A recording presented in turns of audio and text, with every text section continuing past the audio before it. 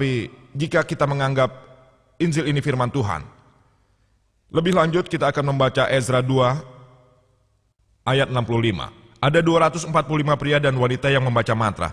Tapi pada Nehemia 7 ayat 67 dikatakan jumlahnya ada 200 atau 245 pria dan wanita.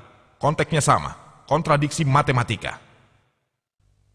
Disebutkan dalam buku Raja kedua, ke-24 ayat 8, bahwa Yoyakin berusia 18 tahun saat dia memerintah Yerusalem, dan dia memerintah selama 3 bulan 10 hari. Dalam kitab Kronikel kedua, ke-36 ayat 9, Yoyakin berusia 8 tahun saat ia memerintah Yerusalem, dan ia memerintah selama 3 bulan 10 hari. Apakah Yoyakin berusia 18 atau 8 tahun saat dia naik tahta? Apakah dia memerintah selama 3 bulan, ataukah 3 bulan 10 hari? Selanjutnya dijelaskan, dalam Raja ke-1, 7 ayat 26. Candi Sulaiman di samudra yang meleleh mempunyai 2000 pemandian.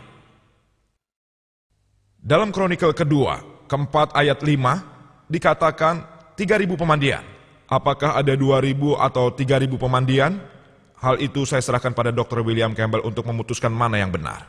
Di sini terlihat kontradiksi matematika yang jelas. Kemudian disebutkan dalam Raja ke-1, 15 ayat 33, bahwa Basya meninggal di tahun ke-26 kepemimpinan Asa. Dan Kronikel kedua, 16 ayat 1 mengatakan, Basya menyerang Yuda di tahun ke-36 kepemimpinan Asa. Bagaimana mungkin Basya melakukan invasi 10 tahun setelah kematiannya? Sangat tidak ilmiah. Untuk memudahkan Dr. William Campbell menjawab hal-hal yang telah saya sampaikan, saya akan mengulanginya dengan singkat. Poin yang tadi saya sebutkan, poin pertama, penciptaan bumi dan langit, alam semesta dalam 6 hari 24 jam.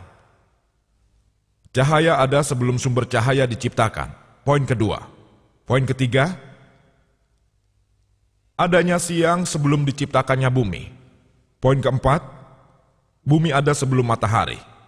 Poin kelima, tumbuhan ada sebelum matahari. Poin keenam, bulan memiliki cahaya sendiri. Poin ketujuh, akankah bumi musnah atau abadi selamanya? Poin ke-8, bumi memiliki pilar. Poin ke-9, langit memiliki pilar. Poin ke-10, Tuhan mengatakan, kamu dapat memakan semua tumbuhan dan vegetasi termasuk yang beracun. Poin ke-11, tes ilmiah, tes kepalsuan.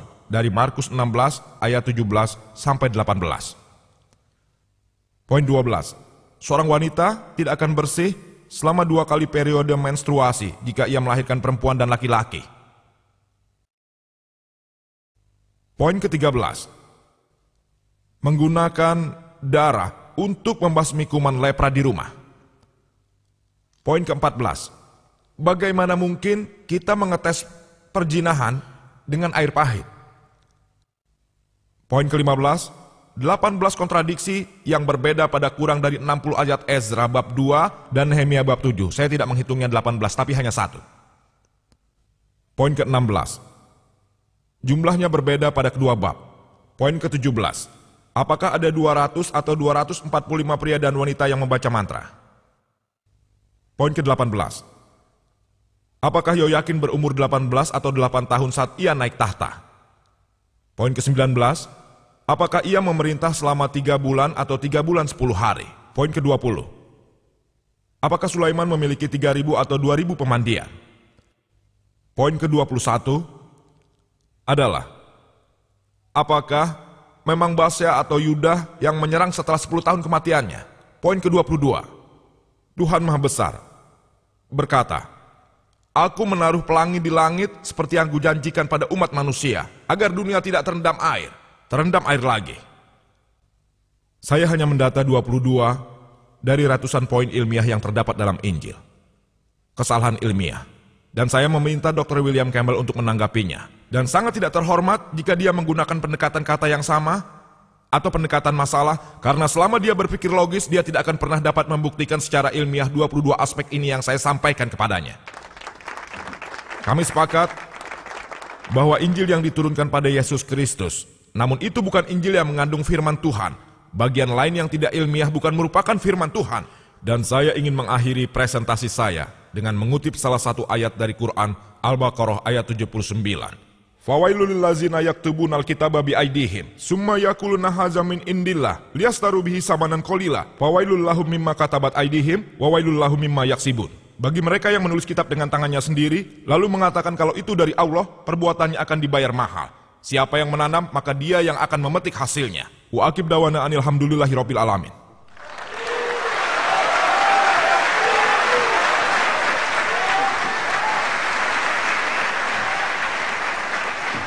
Saya mohon kepada Anda semua untuk tetap di tempat dan mendengarkan kelanjutan dari dialog ini.